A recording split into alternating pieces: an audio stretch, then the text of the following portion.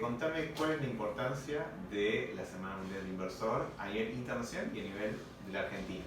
Sí, a nivel internacional es una semana donde todas las comisiones nacionales de valores están detrás de un solo objetivo, que es difundir la importancia del mercado de capitales en la vida, digamos, del ciudadano común día a día, para difundir un poco los productos, los instrumentos financieros y la importancia de contar con un mercado de capitales sólido que canalice el ahorro tanto de los particulares como de las empresas hacia justamente alternativas de inversión para proyectos de inversión en la economía real, que se trata de acciones, de bonos, de emisiones de gobierno, incluso para cubrir algunos otros objetivos.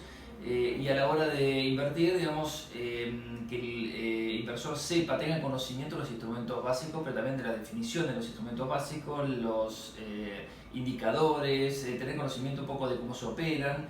Y en ese sentido, acá en Argentina, la Comisión Nacional de Valores nos ha pedido armar distintos proyectos alrededor de esta semana, que ya lo veníamos haciendo hace 2 años atrás, y en ese marco dimos algunas charlas dentro de Research for Traders, convocamos a clientes y fue abierta también la convocatoria a todos por redes y a su vez con publicidad para el día jueves, que hicimos una charla de mercados, y a su vez el día miércoles, el día previo, hicimos para FinGuru, Financial Guru, también una presentación para sus clientes. Y decime, ¿qué ventajas tiene para las personas que están comenzando a meterse en el mercado capital? Y la persona, claro, el inversor pequeño en realidad se enfrenta digamos, siempre a la necesidad de contar con más información, porque por ahí no estudió para eso, no es un especialista, no tiene el tiempo para ocuparse de eso, entonces siempre recae en un asesor financiero. Pero la semana de inversor es básicamente tratar de interiorizar al ahorrista para que salga de los productos bancarios tradicionales, típicos como el plazo fijo, que pase por un intermedio que es fondo común de inversión, que es un producto muy heterogéneo, muy amplio, una industria muy grande, que ha estado golpeada este año obviamente con muchas medidas que se han tomado y la coyuntura económica, pero que sea también el fondo común de inversión el paso previo a la siguiente etapa, que es la de inversión más activo a través de distintos instrumentos en forma directa, es decir, comprar una acción, comprar un bono, una letra en forma directa en su cuenta comitente. Entonces, ahí el ahorrista se convierte en inversor, previo paso por los fondos comunes de inversión. Es algo que en realidad necesita de cierta madurez en el ciclo de aprendizaje de las personas. A mí mismo después de muchos años en el sector bancario, me ha asombrado cómo las finanzas de una compañía se siguen manejando como en el siglo anterior, y en donde ni siquiera se tenía conocimiento de la herramienta de fondos comunes de inversión, que permiten darte liquidez por un lado y por otro lado diversificación. Son dos temas muy importantes a la hora de invertir. A la hora de invertir hay que invertir en instrumentos líquidos, de los cuales se pueden ingresar sin un gran costo y se pueda salir, que exista una demanda al querer retirarse, y por otro lado una diversificación de los instrumentos, que quizás con poco dinero uno pueda acceder a determinada gama o instrumentos de inversión para los cuales un administrador, una administradora profesional pueda darte alguna ayuda. Para el caso de los pequeños emprendedores, se disponen de herramientas para el financiamiento, es un tema que se ha apuntado mucho. En este sentido, las actividades, lo que se propone en la semana, ¿cómo aporta el emprendedor? El emprendedor tiene siempre la necesidad del capital inicial, primero. Eso pasa por otros canales, no en el mercado de capitales tradicional, sino básicamente a través de la primera semilla, el capital semilla, que puede ser un inversor ángel o un emprendimiento que pueda ser financiado a través de inversores donde no estén representados en los mercados de capitales. Ese pequeño emprendedor escala después en la siguiente etapa en su empresa, su proyecto ya concretado a través de instrumentos de deuda, porque una vez que vos tenés la empresa y creaste la empresa, hay básicamente equity, es decir, capital accionario, no hay deuda porque no tenés activos. Una vez que la empresa empieza a generar ganancias, el inversor en realidad busca alternativas de crecimiento en este tipo de empresas, y el empresario empieza a escalar acudiendo al mercado de capitales, y en la bolsa, en BIMA, lo que tiene es un servicio de asesoramiento muy importante a las empresas que acuden como para ver cómo pueden escalar su negocio. En ese sentido, le ofrecen todo tipo de alternativas, desde fideicomisos financieros, desde listar sus cheques de pago diferido, avalados o no, y a su vez la gama de instrumentos financieros que son un poco más sofisticados, a partir de los cuales las empresas se vuelven de pequeñas, medianas y de medianas en grandes, que son las obligaciones negociables, los instrumentos de deuda, digamos, por excelencia de las empresas, y como paso ulterior, quizás el listado en la Bolsa de Comercio. ¿Existen actualmente algunos impedimentos legales que impiden el acceso al mercado de capitales o cosas que puedan mejorarse, digamos? Sí, primero el mercado argentino es un mercado muy particular. Hay que entenderlo desde la óptica de una falta de intermediación del sistema financiero. Por ejemplo, la cantidad de préstamos en relación al PBI en Argentina es del 13%.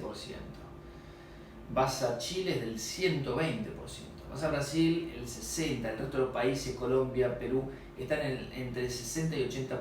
Es decir, Argentina es un país desintermediado. La desintermediación obviamente le pone su impronta también al mercado de capitales, donde tenemos un mercado de capitales chico que intentó ser grande, hizo las reformas para participar en las primeras ligas. De hecho, en el mercado accionario dejamos de ser mercado de frontera para pasar a ser mercado emergente en mayo de este año. Se decidió en el 2018, y lo que se hizo fue una serie de transformaciones para alinearse con un montón de estándares internacionales. Por eso MSCI le otorgó el rótulo de mercado emergente a Argentina, que hoy está en peligro, de nuevo. ¿Por qué? Porque se impusieron restricciones al movimiento de capitales, que es básicamente una restricción bastante fuerte a la hora de invertir. ¿Por qué? Porque aquel que invierte trae su dinero, el inversor extranjero trae su dinero, y lo que menos desea es que pongan trabas a que salga de la Argentina y que pueda realizar su ganancia y repatriarla. Es decir, la libre movilidad de capitales es una condición sine qua non para el normal desarrollo de los mercados. Con el tema de las elecciones y de acuerdo a los posibles resultados, ¿qué pronósticos puedes hacer o qué esperás?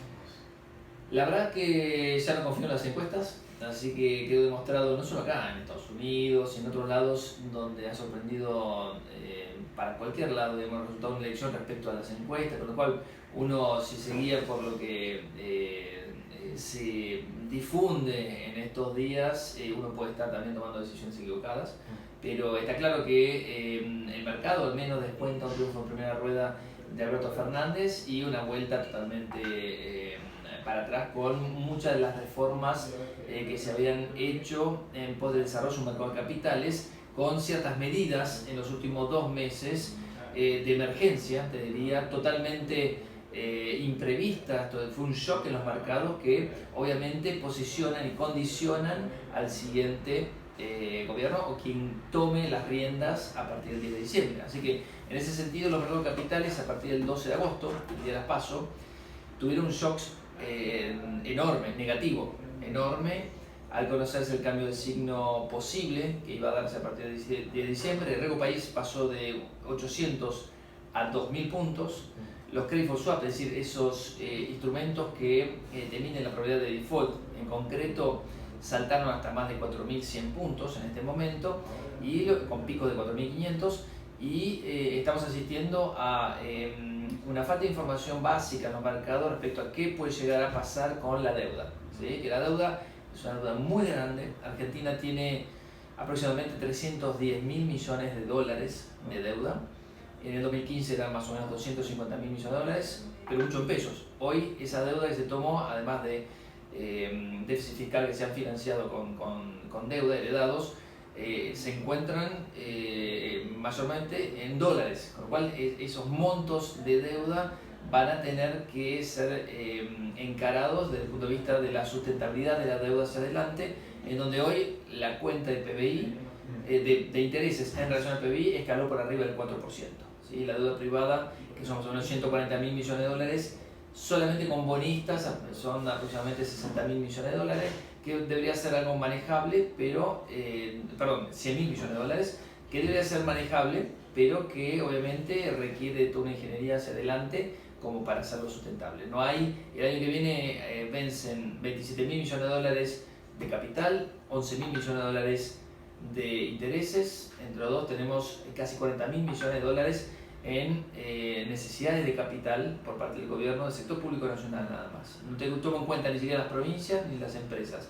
Y eso la verdad que es algo que tenemos que tomar en cuenta a la hora de tomar las decisiones, porque la verdad que algo va a pasar en la deuda. Hay 97% de probabilidades que eso ocurra en los próximos 5 años y te diría que más del 50% en el próximo año. Así que algún evento de deuda posiblemente se des en función de lo que descuentan los credit for swap a un año. Cuando hablas de evento de deuda específicamente. Sí, se habla mucho de reperfilamiento versus reestructuración. Obviamente estamos en campaña, hasta el 27 de octubre posiblemente no veamos a nadie hablar de cosas concretas, nadie menciona la palabra ajuste, todo el mundo menciona la palabra reperfilamiento de la uruguaya.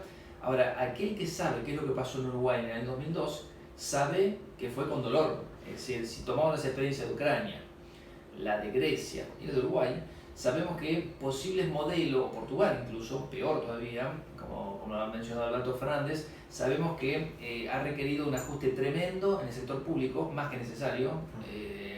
El peso del déficit del gasto público nacional, provincial y municipal equivale a 42% del PBI, ha llegado a estar en 44-45%, se ha bajado en los últimos 3 años, pero es totalmente insuficiente frente al gasto descomunal que tiene que financiar y es el germen siempre de la siguiente crisis. En el año 2003 el peso del sector público estaba alrededor del 25%, con lo cual mínimamente estimo que en los próximos años el sector público va a tener que achicarse en 10 puntos porcentuales para que la deuda sea solvente hacia adelante y se pueda repagar y que no tengamos ningún otro evento de default. Pero ese es un tema escabroso, es un tema doloroso para los inversores que han apostado por los bonos argentinos y que no han salido a tiempo, que han quedado atrapados o reperfilados para la deuda corta, que son las letras. ¿Y cuáles son las expectativas del mercado si gana Fernández y cuáles son las expectativas del mercado si gana? Mira, creo que ya lo vimos en agosto. Creo que hay algo que el mercado. O sea, ¿qué espera que hagan? Sí. Eso no es mi pregunta. Hay mucha indefinición. La verdad que las últimas medidas del gobierno actual han totalmente sacudido el tablero porque han sido medidas exactamente contrarias a sus objetivos iniciales. Con lo cual estamos en una situación, creo yo, de emergencia que se aceleró con las pasos y con ese traspaso. Los mercados descuentan que el déficit fiscal, por ejemplo, no va a ser una gran prioridad para el siguiente gobierno, sino que hay otras urgencias como reducción de la pobreza, bajar el desempleo y otros temas sociales que me parece que van a estar sobre el debate, sobre el eje del debate al comienzo y dejando de lado, digamos, algunas otras prioridades que por ahí hoy se venían tomando en cuenta. Lo que sí creo es que en cualquiera de los dos casos va a haber un tipo de cambio alto, es decir, va a haber un tipo de cambio caro en donde Argentina pueda basar la siguiente recuperación en la generación de divisas genuinas a través de las exportaciones y a través de generar ingresos en moneda extranjera. Y eso va a ser, me parece, la base de la próxima recuperación económica sobre la base de divisas autogeneradas y ya no con deuda, que ha quedado demostrado que son volátiles y que entran y que puedan salir, ¿no? En cuanto a un tipo de cambio alto, ¿de cuánto se espera? Solo, no hay que mencionar un tipo de cambio nominal. El tipo de cambio nominal de hoy, 60, en realidad puede llegar a quedar barato respecto a lo que tuvo Néstor Kirchner en el 2003. Entre el 2003 y el 2007 el promedio fue de 72 pesos.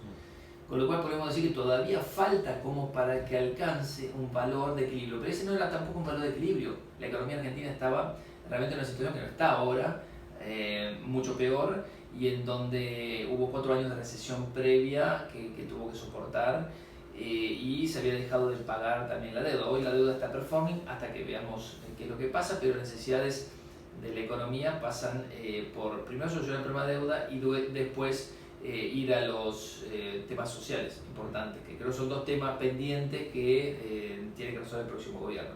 Ahora, el tipo de cambio hay que mirarlo por tipo de cambio real multilateral.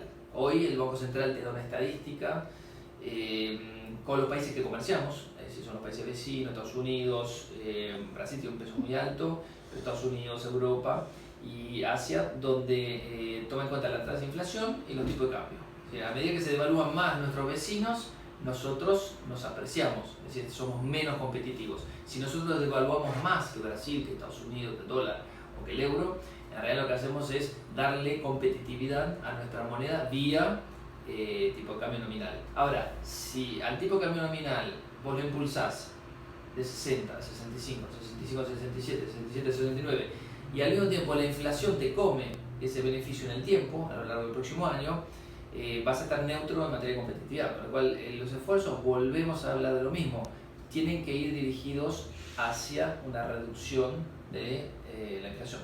Y esos son temas que van a estar, creo yo, relegados a la hora de buscar prioridades. Déficit fiscal y reducción de la inflación han sido, sin éxito, el eje de la estrategia del gobierno en los últimos 4 años. Ojalá que se tome conciencia de la importancia de mejorar estas dos variables para la economía argentina, porque si no, no hay solución posible en los próximos años. O sea, si se impulsan políticas de consumo, básicamente se va a acelerar la inflación y por lo tanto se va a perder competitividad, se va a entrar en una especie de círculo vicioso. ¿Sería correcto decir eso? Podría ser. La inflación tiene múltiples causas. Quedó demostrado que el Plan Monetario de San Leris, desde octubre del año pasado, restringiendo la oferta monetaria por debajo de la inflación, es decir, que crezca por debajo de la inflación, es un requisito necesario pero no suficiente a la hora de combatir la inflación, que no hizo más que acelerarse. Hay otros temas, la evolución del tipo de cambio, obviamente, el tipo de cambio pasó de 15 cuando se abrió el cepo hasta 60 actuales en muy poco tiempo, todo eso va a inflación. Y Argentina tiene expectativas adaptativas muy rápidas y se ha acelerado, digamos, mucho en los últimos años, toda vez que se devaluó y su traspaso a precio. Ese pass-through, ese pase a precio de una devaluación es, digamos, un efecto nocivo, y una devaluación mala es cuando se traslada a precio.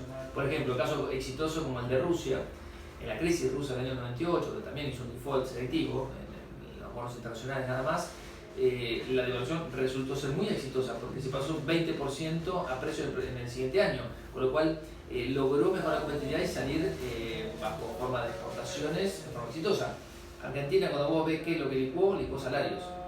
Vos vas al sector de la construcción y lo que has visto es, por ejemplo, del 70% del costo, que es entre el 70 y el 80%, que es materiales, se ajusta automáticamente, y cuando vas a ver la mano de obra, ese 20% es la mejora que te da, 20 o 30% que es la mejora que te da, obviamente porque no se ajusta de forma automática, tiene que esperar las paritarias, etc. Entonces lo que se está licuando es básicamente el salario, y de ahí la pérdida de poder adquisitivo del 12% aproximadamente en los últimos 12 meses.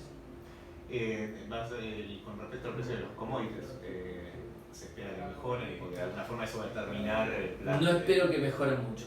Este año igual fue muy dicotómico. Tuviste un petróleo que subió 15%, el oro que subió entre 15 y 16%, los commodities agrícolas que bajaron, la soja bajó, los materiales industriales también bajaron, un poco por el conflicto de China con Estados Unidos, un poco por la desaceleración mundial. Este año el crecimiento será, en el mejor de los casos, 3,2%, yo creo que va a estar en 3% en la economía mundial, contra 3,5% el año pasado.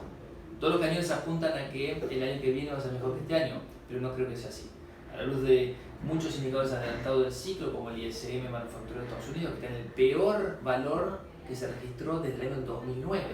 O sea, es el peor valor de los últimos 10 años, que te indica que hacia adelante la economía norteamericana puede entrar en recesión.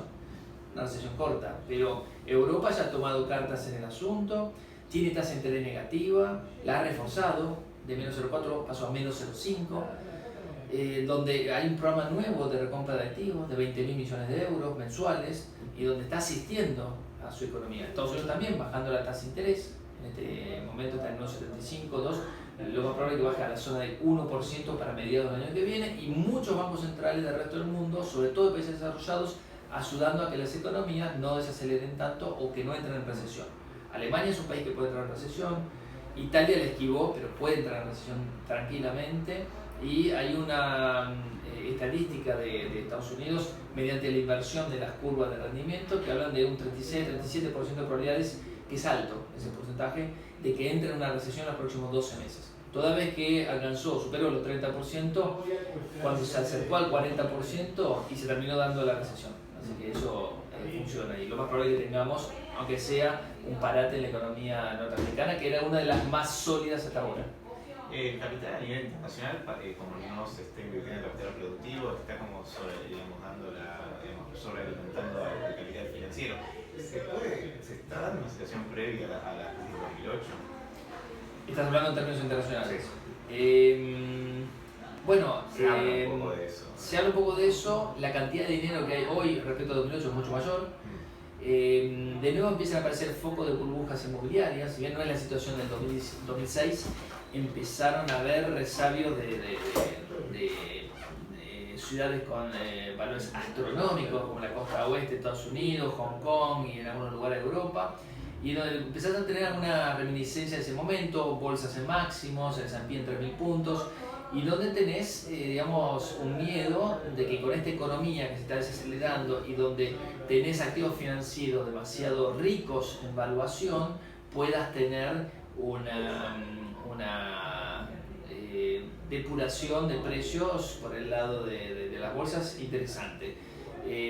Con respecto a el tema del capital, es importante ver la evolución del capital productivo más que del capital financiero. El capital financiero hoy está dirigiéndose mucho a créditos que son muy riesgosos, porque en realidad las tasas de interés son cada vez más bajas. A comienzo de año había 13 trillones o una cifra seguida de 12 ceros en bonos a tasa de interés negativa emitidos por gobiernos soberanos. Esa cifra de 13 pasó a 17, ¿no? Probable que dentro de poco sea 18, y va escalando, y la verdad que cada vez más los inversores tienen apetito por algunos instrumentos que son cada vez más riesgosos, y ahí entras en la siguiente crisis, que es cuando invertís, porque todo lo demás cae en rendimientos, en instrumentos cada vez más riesgosos. Un bono de Brasil, que a comienzo de año rendía 6,5 a 10 años, hoy rinde 4,5. Entonces esa reducción de la tasa por aumento de los precios hace que tengas que ir a buscar al siguiente crédito más riesgoso y puedas llegar a formar el germen de la próxima crisis si la economía se desacelera. Vas a empezar a ver algunas compañías, como una famosa marca de ropa que quebró esta semana en Estados Unidos, por ejemplo, o algunas empresas en Europa que empiezan a tener problemas porque la actividad se le cayó, porque la economía se acelera y puede entrar en recesión, y donde tenían mucha deuda tomada porque el dinero era abundante y barato. Entonces, a nivel internacional esto no nos conviene mucho en el mediano plazo. No, ojo, la actividad económica, si bien se desacelera y hay una guerra comercial que ahora entra en otro eje, no es Estados Unidos-China, sino también Estados Unidos-Europa, ojo con Europa y Estados Unidos, que hay una relación muy tensa, y ya se empezaron a aplicar algunos aranceles o anuncios según Trump de que se van a aplicar aranceles, pero tenés un entorno de tasas de interés favorables. Es decir, es mejor que tengas ese entorno de tasa de interés que no lo tengas, que tengas una tasa de interés a nivel internacional que suba. En este momento está disminuyendo, está cayendo. Ahora más que nada por el precio de los commodities. Bueno, volviendo al precio de los commodities, no veo con un dólar fuerte una suba importante en los commodities a corto plazo. Luego del próximo año no lo veo. O sea, nos conviene por el tema del posible desendeudamiento o tomar deuda, pero no por un tema de generar divisas, digamos, genuinas. Claro. O sea, por ese lado de la situación internacional. Sí, claro. Así que bueno, eso es todo por ahora. Muchísimas gracias. Bueno, muchas gracias.